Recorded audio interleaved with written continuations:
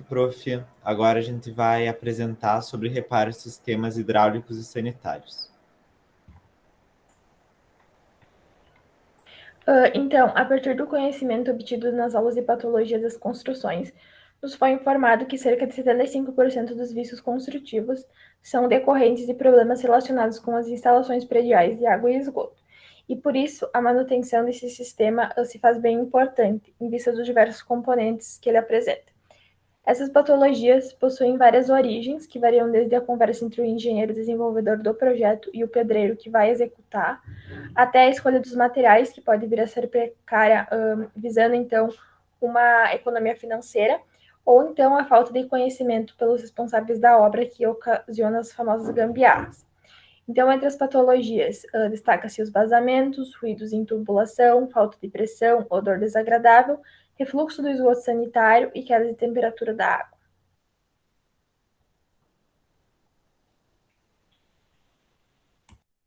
Tá, os objetivos do nosso trabalho vai ser apresentar os tipos de reparos nos sistemas hidráulicos sanitários e os produtos, materiais e técnicas necessários para realizar esses reparos.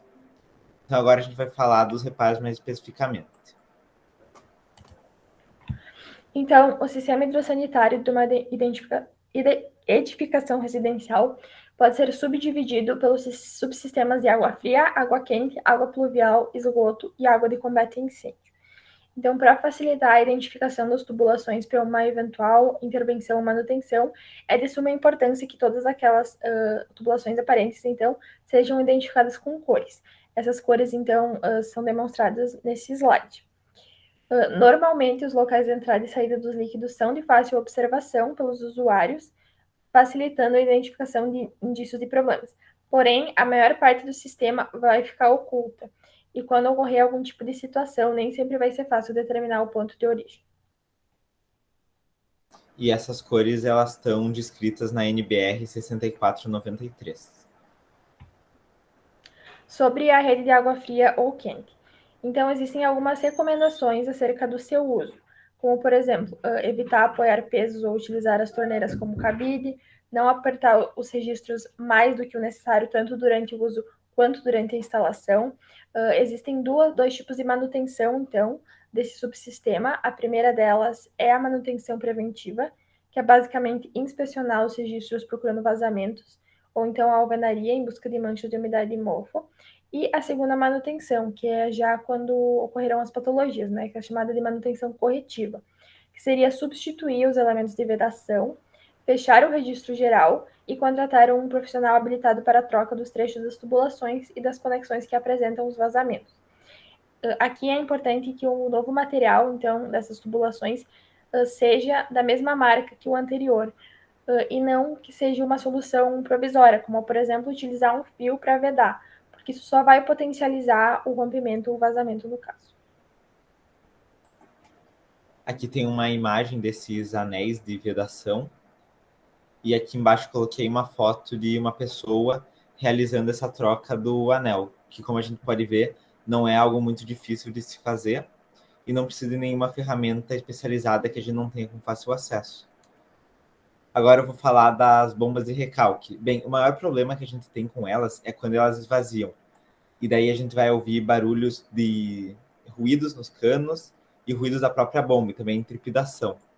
Então, o que é que a gente tem que fazer é o escorvamento da bomba, que vai fechar o registro da tubulação de descarga, remover o plug da parte superior do corpo e encher completamente com água novamente. E depois é colocar o plug.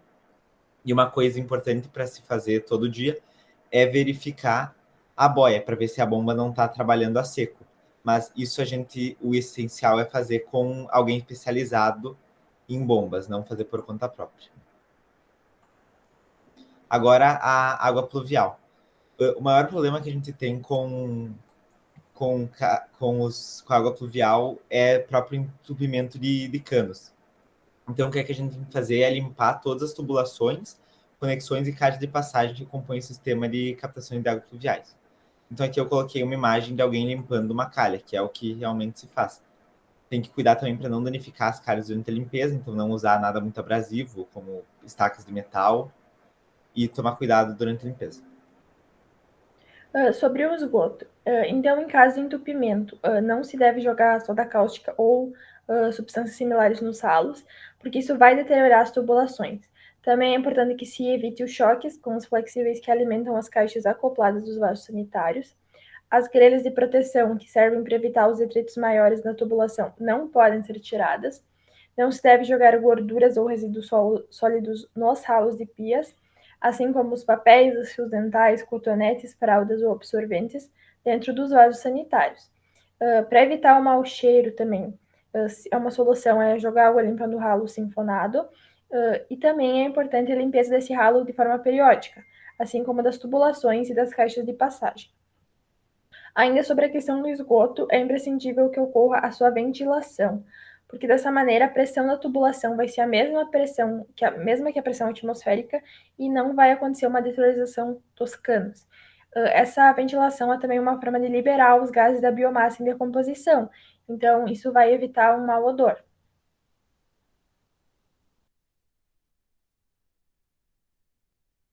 Agora eu vou falar um pouco sobre o pressurizador de água e da válvula redutora de pressão, que ambos são referentes à pressão presente dentro das tubulações. Então, o pressurizador de água, ele tem o intuito de aumentar a pressão dentro das tubulações, principalmente quando se trata de dispositivos hidráulicos que vão até os últimos pavimentos. E esse sistema ele requer uma manutenção periódica e específica para que seu funcionamento possa ser adequado. E além disso, é muito importante que um profissional capacitado que faça essa manutenção. Já a válvula redutora de pressão, ela serve para diminuir a pressão quando nos casos em que a água vai com muita força, isso pode acabar danificando as tubulações e também pode influenciar a grande tensão de pressões. Além disso, a válvula redutora de pressão é um sistema que ele é ligado automaticamente. Então, sempre que ocorrer uma queda de pressão no ramal de abastecimento, ele vai ser ligado. E da mesma forma que o pressurizador de água, ele deve ser feito, a manutenção deve ser feita por um profissional capacitado. Agora eu vou falar um pouco sobre os benefícios de fazer esses reparos nos sistemas hidráulicos. E o primeiro deles é que eles evitam o surgimento de patologias se são feitos de forma preventiva na execução da obra ou até mesmo no projeto, e também o agravamento dessas patologias que foram citadas anteriormente.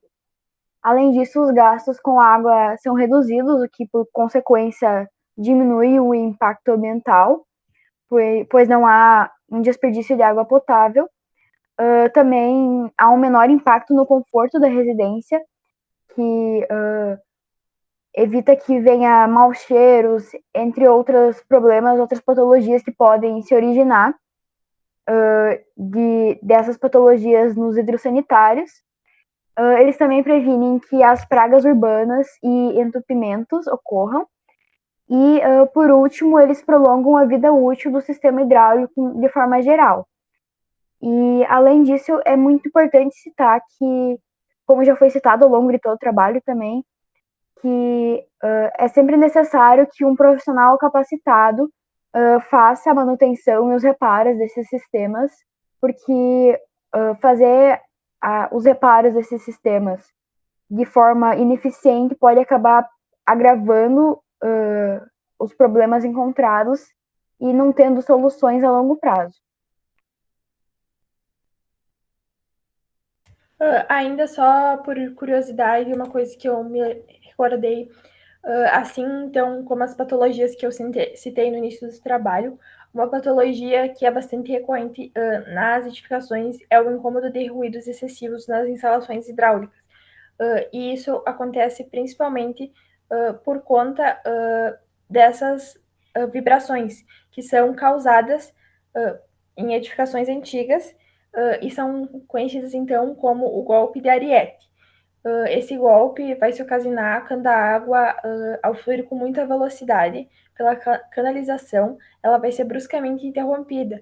Então, uma solução para amenizar é utilizar as válvulas de descarga e registro com um fechamento mais suave e com a limitação de velocidade nas tubulações.